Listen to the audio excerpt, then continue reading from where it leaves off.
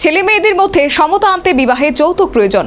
লিঙ্গ বৈষম্যের উপর জাতীয় স্তরের এক কর্মশালায় এমনটাই দাবি করলেন ত্রিপুরা বিশ্ববিদ্যালয়ের প্রাক্তন উপাচার্য পদ্মশ্রী অরুণোদয় সাহা। যুক্তি দেখিয়ে তিনি বলেন, ছেলে মেয়ের মধ্যে সামাজিক আর্থিক বৈষম্য থাকলে সমতা আনার ক্ষেত্রে যৌতুক দেওয়া যুক্তিযুক্ত। বিয়ের ক্ষেত্রে যৌতুক প্রথা দেশের দীর্ঘদিনের একটি সামাজিক নিয়ম। আইনের ভাষায় এই নিয়ম বেআইনি। এই যৌতুক প্রথা দেশের লিঙ্গ বৈষম্যের সাম্যকে আরো প্রকট করে। কিন্তু রাজ্যের প্রাক্তন উপাচার্য পদ্মশ্রী অরুণোদয় সাহার দাবি, বিয়ের ক্ষেত্রে ছেলে মেয়ের মধ্যে সামাজিক অর্থনৈতিক সমতা আনার জন্য যৌথ প্রয়োজন। আগরতলা এমবিবি কলেজে লিঙ্গ বৈষম্য বিষয়ক একটি জাতীয় স্তরের কর্মশালায় প্রধান অতিথি হিসেবে বক্তব্য রাখতে গিয়ে এই দাবি করেন তিনি। এদিন এই কর্মশালায় অরুণোদয় সাহা বলেন, যৌতুক প্রথাকে সমর্থন করেন তিনি। তার যুক্তি, ছেলে মেয়ের মধ্যে সামাজিক অর্থনৈতিক বৈষম্য থাকলে যৌতুক দিয়ে সমতা আনা যায়। আমি মনে করি যৌতুকের দরকার আছে, যুক্তিযুক্ত। বিয়েতে যৌতুকটা হলে ভালো হয়। চমকে উঠবে অনেকে, আমি যৌতুকের পক্ষে, যাওয়ার পক্ষে। কেন? বিয়েটা হলো দুটো মানুষের মধ্যে ম্যাচিং করা। কারণ যদি হিউম্যান ক্যাপিটাল কম থাকে, তাকে যদি সোনা দানা গয়না দেওয়া হয়, এডুকেশন দেওয়া হয়, এটা ক্ষতি কি?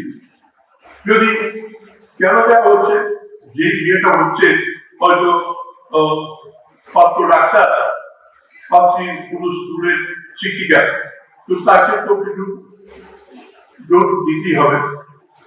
কেননা পাত্রীর যে পাত্রী শিক্ষাগত যোগ্যতা বা অন্যান্য যে ইন্ডিকেটর পিছিয়ে আছে, এটাকে নিউট্রালাইজ করার জন্য কিছুটা ক্ষতিপূরণ হিসাবে দেওয়া যেতে পারে।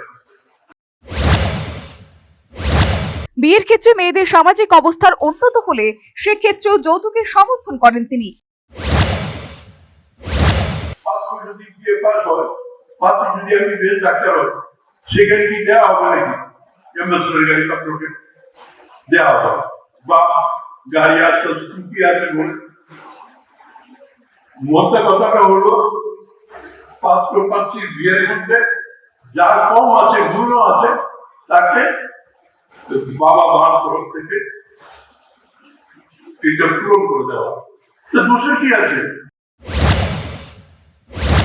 এ বিষয়ে প্রতিক্রিয়া জানাতে গিয়ে রাজ্যের মহিলা কমিশনের চেয়ারপারসন ঝর্ণা দেববর্মন বলেন, গৃহস্থ হিংসার একটি অন্যতম কারণ হচ্ছে যৌতুক। মহিলা কমিশনের চেয়ারপারসন হিসেবে তিনি এই যুক্তিকে কোনোভাবেই সমর্থন করেন না। ওই জায়গার মধ্যে যদি আমরা এই যেটাকে নিয়ে কাজ করছি, কারণ আমরা গৃহস্থ হিংসা নিয়ে কাজ করছি, সেই গৃহস্থ হিংসারই একটা মূল কারণ থাকে পণ প্রথার বিষয়টা।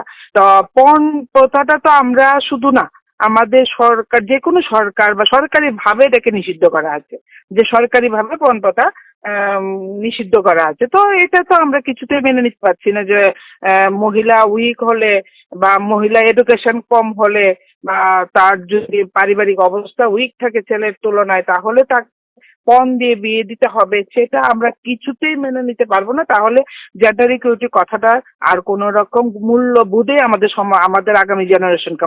বিষয়টি আইনের দিক বিবেচনা করে আইনজীবী সন্দীপী দত্ত চৌধুরীর সঙ্গে কথা বলা হলে তিনিও একই সুরে বিভিন্ন আইন তুলে ধরে এই যুক্তি আইনসম্মত নয় বলে দাবি করেন। কি বলতে পারি যে এটা আইন বিরুদ্ধ কথা, কারণ there is different laws in that subject. হ্যাঁ, যেমন আপনার ডাউরি প্রহিবিশন অ্যাক্ট, কিংবা আপনার বলুন তার আগে যখন আমাদের নতুন আইন আসেনি, হ্যাঁ, তার আগে যে আইপিসি ছিল, আইপিসিতেও ডাউরি বা 498A 304B যদি মারা যায় ডাউরির কারণে, dowry is totally prohibited things, legally prohibited, যে আপনি চাইতেও পারবেন না, আপনি দিতেও পারবেন না। এখন উনি কি দৃষ্টিভঙ্গি থেকে বলেছেন, উনি পণ্ডিত মানুষ, ওনার দৃষ্টিভঙ্গি নিশ্চয়ই আমার থেকে আরো বেটার হবেন, কিন্তু আমি আইনের কথা বলতে পারি, এটা আইনগতভাবে বৈধতা নেই। সামাজিক এই ব্যাধি নিয়ে দীর্ঘদিন ধরে দেশের বিভিন্ন ধরনের সামাজিক সংস্কারের কাজ চলছে। পাশাপাশি যৌতুক প্রথা থেকে সমাজকে রক্ষা করতে তৈরি করা হচ্ছে বিভিন্ন আইন কানুন। তারপরেও থেমে নেই যৌতুক প্রথা।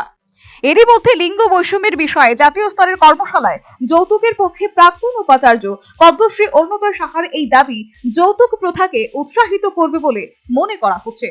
Bureau report, news vanguard.